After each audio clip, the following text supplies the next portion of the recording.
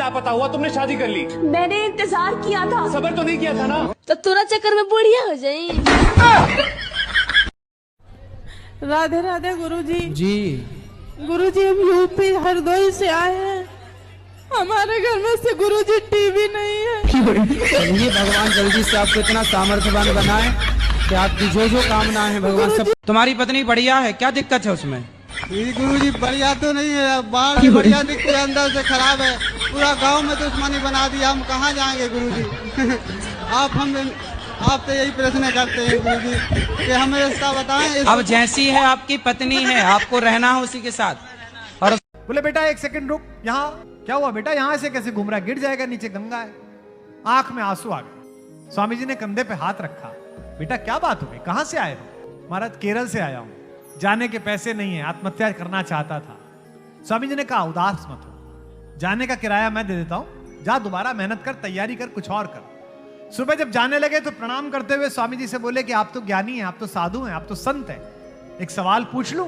शिवानंद जी ने कहा बता बेटा। कलाम साहब ने कहा कि आप तो सब कुछ देख रहे हो, मेरा सिलेक्शन क्यों नहीं हुआ? भगवान ने मुझे इतना खराब क्यों समझा कि मुझे एक नौकरी नहीं दी? शिवानंद जी ने कहा नहीं नहीं, तू असफल नहीं हुआ है। भगवान ने तुझे नौकरी इसलिए नहीं दी क्योंकि भगवान ने तुझे इससे भी बड़े किसी काम के लिए सुरक्षित रखा है।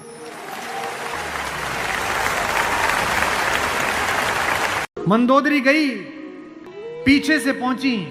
चिंताग्रस्त राम ने अचानक एक स्त्री की छाया देखी जो पैर के आसपास आ रही है। राम सचेत होकर उठे और पलटकर कहा कि देवी मैं आपको प्रणाम करता हूं, इस निर्जन रण क्षेत्र में आप कौन हैं? मंदोदरी ने कहा हे राम, मैं रावण की दुर्भाग्यशाली पत्नी मंदोदरी हूं। राम ने कहा मां मैं आपसे क्षमा चाहता हूं, लेकिन उसने अनीति की थी इसलिए मुझे उसको मारना पड़ा, मैं आपके शोक के लिए क्षमा चाहता हूं। मंदोदरी ने कहा मैं देखने आई थी कि जिसने पूरी दुनिया पराजित कर दी, उस महापराक्रमी को हराया किसने? ऐसा उसमें क्या है जो मेरे पति में नहीं था? तो राम ने पूछा कि मां आपको पता चला क्या है? बोले राम एक मेरा पति था जो मेरी जैसी सुदर्शना होते हुए भी तेरी पत्नी चाहता था। एक तू है कि पीठ पर से भी परिस्त्री की छाया पड़ी है तो उठकर खड़ा हो गया है, ये उसमें तुझमें। वो एक पहुंच गया हलवाई की दुकान पे, भाई ने छिक के जलेबी खाई भरपेट। जब पैसे देने का नंबर आया, भाई ने जेब झाड़ दी, बोले पैसे तो नहीं है। अब दुकानदार दुकान से बाहर निकला, 15-20 मिनट तबीयत से धुना पीटा उसे। जब खुद थक गया पीट पीट के तो वापस दुकान में चला गया। अच्छा वो भी कपड़े झाड़ के खड़ा हो गया है। बोले अब क्यों खड़ा है? जा। बोले इसी भाव 1 किलो और दे दे। दरअसल क्या हरियाणा का आदमी को ज्ञान ध्यान की बात करता नहीं ना, हम ज्ञान लेते ना देते। भाई एक बार हमने कुरुक्षेत्र में कृष्ण जी से ज्ञान ले लिया था, उसके बाद से बंद कर दिया, फुल स्टॉप। आजकल तो हर जगह देखो ज्ञान बट रहा है। अच्छा जिसे मौका नहीं मिलता तो बाहर ढूंढता रहता है।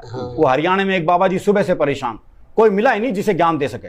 सुबह से शाम हो गई तो शाम को देखा एक छोरा हाथ में दिया जलाया आ रहा है। बाबा ने सोचा मिल गया मौका। बोले बेटे तुम्हें पता है ज्योति कहां से आती है? बाबा ने सोचा ये जवाब देगा और मैं प्रवचन। जी। लेकिन छोरा हरियाणा का था जी, उसने मारी दिया का फूंक। बोले बाबा ये बताए ज्योति गई कहां? तो हम प्रवचन सुन ही नहीं सकते। तो प्रेम का हमारा वो एक मेले में 2 बचपन के दोस्त मिले, दोनों बौखलाए हुए। बोले भाई कैसे बौखला रहा है? बोले यार मेरी लुगाई खो गई, उसे ढूंढ रहा हूँ। और बोले तू? बोले यार मेरी भी खो गई, मैं भी ढूंढ रहा हूँ। बोले तेरी लुगाई कैसी थी? बोले यार 5 फुट 4 इंच उसका कद, इकहरा बदन, गोरा रंग, गुलाब जैसे होंठ, बहुत ही सुंदर थी। तेरी कैसी थी? है बोला मेरी ना छोड़ यार, तेरी ढूंढते। आपने कभी सुना कि 14 वर्ष में राम ने किसी राजा से संधि की? नहीं की।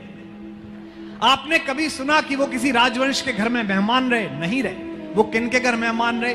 दलितों के, पिछड़ों के, वंचितों के, मल्लाहों के, निषादों के, वनवासियों के, जिनके कुलगुरु वशिष्ठ भी दूर से प्रणाम करते हुए निषाद को बरबस ऋषि भेंटा खींचकर गले पर लगाते हो, वे राम किसी शंबूक का वध कर सकते हैं। ये नीचता केवल भारतीय और सनातन धर्म के विपरीत सोचने वाले लोग ही सोच सकते हैं और कोई नहीं सोच सकता। जो भगवान राघवेंद्र राम दैत्यों की, असुरों की मां त्रिशरा का भी वध करने से पहले उसे मां बोलते हैं, जिनके सेवक मारुति नंदन वे सुरसा तक से भी बोलते हो कि जान दे मोई माई, हे मां मुझे जाने दे। जो एक दैत्या से भी ये बोलते हो। वे अपनी गर्व, हनुमान के पास गर्व करने योग्य सारी डिग्रियां हैं। आप तो सिर्फ चार्टर्ड अकाउंटेंट है बॉस, उनके पास तो सारी डिग्रियां हैं। वो जूनियर चैंपियन है वर्ल्ड के, पहले ही बचपन में ही खा गए थे सूरज को। वो पंच तत्वों में एक वायु के पुत्र हैं। उनके गुरु शंकर हैं, जो उन्हें अपना बेटा कहते हैं, 11वां रुद्र। इंद्र ने उन्हें वरदान दिया है कि तू पानी में नहीं डूबेगा। अग्नि ने वरदान दिया है तू आग में नहीं जलेगा। इसके बाद भी अगर कोई भी उनसे जंगल में भी आधी रात परिचय पूछता है, अशोक वाटिका में मां सीता पूछती है कि बंदर तू कौन है, तो ये नहीं कहते कि ओ आई डिड यू नो, ऐसे नहीं कहते हो। This is called institutional pride. ये जो आपका इंस्टीट्यूट है चार्टर्ड अकाउंटेंट का, इसका गर्व आपके अंदर होना चाहिए, जो आपने बैच लगाया है। फिर क्या कहते हैं हनुमान, वो पूछते तू कौन है, तो अपना परिचय क्या देते हैं, राम दूत में मात जानकी, मां मैं राम का दूत हूं। Ram is the institution where I work, मैं वहां काम करता हूं। ये बच्चे कमाल हैं। हरियाणा में बालकों का जवाब नहीं है जी, ऐसे जवाब दे देते हैं। वो क्लास में टीचर ने सवाल कर दिया, बोले मान लो तुम्हारे पास 10 लड्डू हैं। बोले कैसे मान लो जब है ही नहीं। बोले मान लो गणित में माना जाता है। बोले माना है तो मान लिए। बोले 2 लड्डू किसी ने ले लिए। बोले पहले तो ये बता किसने ले लिए। अरे बोले मान लो ना किसी ने ले लिए। बोला अच्छा मान लिया, तो कितने बचे। बच्चा बोला जी 20। बोले ये कौन सा गणित है। बोले गणित में तेरी माननी जाएगी बस। त्योहार में आने से पहले जाने की जल्दी हो जाती है। मुसाफिरों को खुशी से ज्यादा नौकरी की परवाह रहती है। फोन पर भी टारगेट की चिंता की जाती है। अब घर वालों से कम ऑफिस में जिंदगी ज्यादा गुजर जाती है। थोड़ी फुर्सत लेकर लौटते हैं वो परिवार के पास, मगर त्योहार की छुट्टी भी इतवार की तरह गुजर जाती है। यार कोई तो हो जिसके चेहरे पे चेहरा न चढ़ा हो, कोई तो हो जो सिर्फ कहने के लिए नहीं दिल से भी सका हो। यार यहाँ मतलब के हिसाब से चलते हैं रिश्तों के कारोबार। काश कोई ऐसा हो जो बिना मतलब के हमारे साथ खड़ा हो। अब मेरा मन नहीं करता यार किसी से बहस करने का। पहले मैंने घंटों बिताए लोगों को अपनी बात सही साबित करने में, पर कोई फायदा नहीं हुआ उसका। लोग ना अपनी सहूलियत के हिसाब से ही आपकी बातों का मतलब निकालते हैं। तो अब जिंदगी का सिंपल सा उसूल है, जो मान ले उसका भी भला, जो ना माने उसका भी। मुझे तकलीफ तो इस बात से होती है कि जिस पर मैंने कभी सबसे ज्यादा भरोसा किया था, आज उसी से मेरी बात नहीं होती है। मतलब जिसे मैंने खून के रिश्तों से ज्यादा अहमियत दी, वही मेरे भरोसे का खून करके चला गया। दोस्त, अगर तुम कभी किसी अजनबी को अपना बनाओ ना, तो ऐसे ही इमोशन में आकर फैसला मत लेना। पहले सोचना, समझना, परखना, उसके बाद तय करना। दूर बड़े शहर में नौकरी में है वो, दिन भर बड़ी शान से बताते हैं घर वाले। जब शाम होती है, अंधेरा होने लगता है, घर का खाली कोना उसकी याद दिलाता है। उस खालीपन में रोटियों के कौर तोड़ते घर वाले बस यही सोचते हैं, उसके होने से घर कितना भरा भरा लगता था ना। तो हमारे पिताजी हमें स्कूल में जमा कराने ले गए। जमा कराने, पहले जमा ही होते थे। बगीचे में हमारा स्कूल होता था, ऐसे मास्टर जी बैठे हुए, ऐसे हम खड़े, ऐसे हमारे पिताजी खड़े। तो मास्टर साहब ने पिताजी से पूछा किसका लड़का है। तो मेरे पिताजी इमोशनल हो गए, बोले मास्टर साहब आपका ही है। मैं सही बताता हूं। अब हम टेंशन में, जिसको हम 5 साल से बाप समझ रहे हैं, वो तो अपना है नहीं। तू अपनी खूबियां ढूंढ, खामियां निकालने के लिए लोग हैं ना। अगर रखना है कदम तो आगे रख, पीछे खींचने के लिए लोग हैं ना। सपना देखना है तो ऊंचा देख, नीचा दिखाने के लिए लोग हैं ना। तू अपने अंदर जुनून की चिंगारी भड़का, जलने के लिए लोग हैं ना। प्यार करना है तो खुद से कर, नफरत करने के लिए लोग हैं ना। तू अपनी अलग पहचान बना, भीड़ में चलने के लिए लोग हैं ना। तू कुछ करके दिखा दुनिया को, तू कुछ करके दिखा दुनिया को, तालियां बजाने के लिए लोग हैं ना। अभी एक नई पार्टी आई है बिहार में, जन सुराज। आते ही आदमी ने बोला, प्रशांत किशोर ने, आते आधे घंटे में शराब ओपन कर देंगे, खुल जाएगी। बोला कि नहीं बोला? मैंने कहा बिल्कुल, प्रशांत किशोर ही शराब खोल सकते हैं, क्योंकि उनका नाम ही पीके है।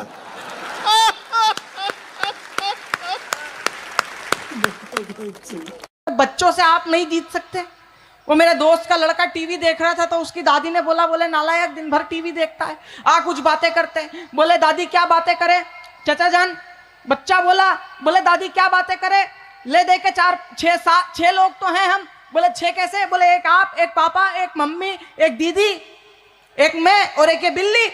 बोले कोई बात नहीं बेटा, कल तेरे पिताजी से बोल दूंगी, वो एक कुत्ता लेके आ जाएंगे, अपन 7 हो जाएंगे। बोले वो कुत्ता इस बिल्ली को मार के खा जाएगा, अपन फिर 6 हो जाएंगे। बोले कोई बात नहीं बेटा, कल को तेरी दुल्हन घर आएगी, अपन फिर 7 हो जाएंगे। बोले फिर बहन की विदाई हो जाएगी, अपन फिर 6। बोले कोई बात नहीं, तेरे भी आंगन में किलकारियां गूंजेगी, तेरे भी बाल गोपाल होंगे, अपन फिर 7 हो जाएंगे। बोले हाँ फिर तुम निपट लोगी। तो दादी ने बोला जा नालायक, तू जाके टीवी देख। आईएएस और वकील में एक ही अंतर है। आईएएस से पूछो कि एक ओवर में कितनी गेंद होती है, तो कहता है 6, और वकील से पूछो तो कहता है कि गेंद तो एक ही होती है, 6 बार फेंकी जाती है। दशहरे के दिन रावण को नेता लोग ही क्यों जलाता है? बोले जिसके खानदान का मरेगा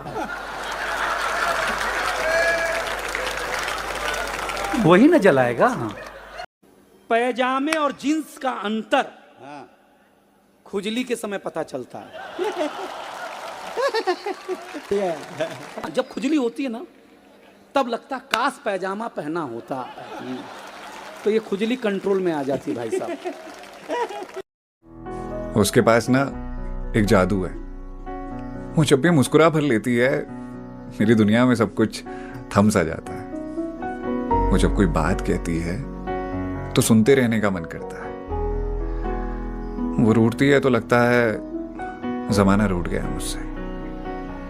ऐसा नहीं है कि मेरी दुनिया में लोग नहीं आए पहले, पर उसके आने के बाद से सब कुछ बदला बदला सा लगता है मुझे। आई मैं सोनीपत गया, मुझे एक पता ढूंढना था जी, गंदे नाले के पास कच्ची बस्ती। तो मैंने एक बुजुर्ग आदमी से पूछा, मैं कहा ताऊ जी ये गंदा नाला कहाँ है? बोले क्यों, साफ करेगा? पूछ लो पता। अच्छा गंदा नाला तो मैंने सूंघते सूंघते ढूंढ लिया। ये भी और गंदे नाले का मुझे एक बस्ती भी दिखाई दे गई।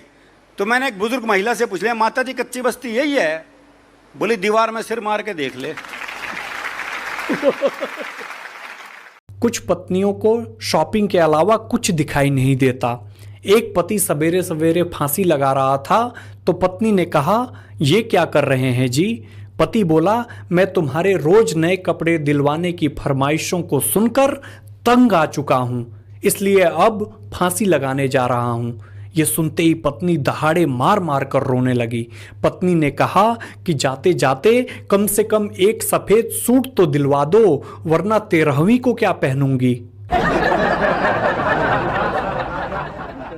मैंने सोचा पुराने जमाने को वापस लाया जाए और इस बार प्रेम पत्र थ्रू कबूतर भिजवाया जाए। अच्छा।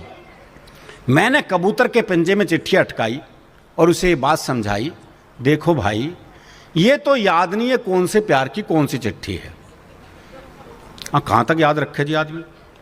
भाई ये तो याद नहीं है कौन से प्यार की कौन सी चिट्ठी है, पर तुम ऐसा करना, यहाँ से 5 गली छोड़ के 6ठी गली में जाना और वहाँ जो गुलाबी छत वाली गुलाबी सी लड़की है ना, नीलू, उसकी मम्मी को चिट्ठी दे आना। नीलू इस उम्र में मम्मी को ही भिजवाऊंगा भाई। कबूतर बोला, हे आदि कालीन युग के देवदास, इस युग में भी चिट्ठियों से आस। अब मैं ऐसी फालतू उड़ान नहीं भरता हूं, मैं खुद अपनी कबूतरी को व्हाट्सएप करता हूं। बहुत अच्छे, बहुत अच्छे। जो माँ की नहीं सुन रहा वो राहुल गांधी, जो बाप की नहीं सुन रहा वो अखिलेश यादव, जो किसी की नहीं सुन रहा वो नरेंद्र मोदी। और जिसकी कोई नहीं सुन रहा वो केजरीवाल। योगी जी का शहर है, योगी जी मुख्यमंत्री हैं। एक बच्चे से टीचर ने पूछा कि यमक अलंकार किसको कहते हैं। बच्चा बोला जहां एक ही शब्द कई बार आए और अलग अलग अर्थ दे उसको यमक अलंकार कहते हैं। तो टीचर ने बोला कि उदाहरण देकर बताओ। बच्चा बोला उत्तर प्रदेश में कोई धरने पे इसलिए नहीं बैठता क्योंकि योगी जी ऐसी जगह धरने लगते हैं कि धरने वाली जगह कहीं धरने लायक नहीं रहती। सुनो यार, कभी कभी खुद को भी शाबाशी दे लिया करो। दूसरों की तो बड़ी तारीफ करते हो, कभी खुद की भी पीठ थपथपा लिया करो। तुम्हारा जो रास्ता है, सफर की जो मुश्किलें हैं, वो तुमने ही तो झेली हैं। इसी बात पर कभी कभी खुद को भी हौसला दे दिया करो। एक बुढ़िया का बेटा विदेश चला गया, विधवा बुढ़िया का बेटा, नौकरी करने के लिए। उन दिनों टेलीफोन थे नहीं। 1-2 साल तो बुढ़िया ने बेचारी ने काम चलाया। जब सब पैसा खत्म हो गया तो भीख मांगने लगी। 2-4 साल भीख मांगती रही। किसी ने कहा बुढ़िया से, अम्मा तेरा लड़का इतना नालायक निकला, गया नौकरी करने के लिए तो तेरी तरफ देखा भी नहीं। नहीं भैया ऐसा नहीं है, चिट्ठी भेजता है। बोले पैसे नहीं भेजता है? बोले ना चिट्ठी भेजा, कुछ रंगीन से कागज भेज दे, मैं तो उन्हें सजा के रख लूं कि बच्चे ने रखी है। बोले क्या कागज है? अंदर गए, जाके देखा तो ड्राफ्ट लटके हुए थे 10-10 हजार रुपए के। भीख मांग रही थी, लेकिन ड्राफ्ट होता है ये पता ही नहीं था कि इसी से धन निकलता है। इस देश के सनातनियों, तुम्हारे घर में करोड़ों के ड्राफ्ट रखे हुए हैं धर्म ग्रंथों के रूप में, और तुम भीख मांग रहे हो। लड़की का बाप लड़की के लिए लड़का देखने निकलता है। बात बारी के जरा आनंद लेके सुनना और बारीकी भी। वो लड़की का बाप लड़का देखने निकलता है लड़की के लिए, और दिमाग में ये धारणा बना के निकलता है कि लड़का खाते पीते घर का हो, यानी कि संभ्रांत परिवार का हो, बड़ा थोड़ा बहुत वैसे वैसे वाला हो। वो लड़की का बाप लड़का देखने निकलता है ये सोच के कि लड़का जो है वो खाते पीते घर का हो। और जब वो लड़का मिल जाता है तो उसे साइड में बुला के पूछता, तू पीता खाता तो नहीं? तो अपन तो अपने विचारों पे ही अडिग नहीं है। मैंने हमेशा से चाहा है कि तुम बस सामने बैठे मुझे दिखते रहो, गुस्सा करो, नाराज रहो या मुस्कुराते रहो, पर नजरों से दूर ना रहो। मुझे तुम्हारी आदत है, तुम्हारे होने की आदत है, तुम्हारे हंसने रोने चिल्लाने की आदत है। मुझे क्या, मेरे पूरे संसार को तुम्हारी आदत है। अब तुम ही कहो, तुम्हारा जाना मैं कैसे बर्दाश्त कर सकता हूं? मोदी जी जब कहीं बोलते हैं गुजराती होने के बाद हिंदी में तो बहुत अच्छा लगता है। अच्छा, उन्होंने बताया हिंदी सीखी कैसे। उन्होंने बताया मैं चाय बेचते बेचते हिंदी सीख गया।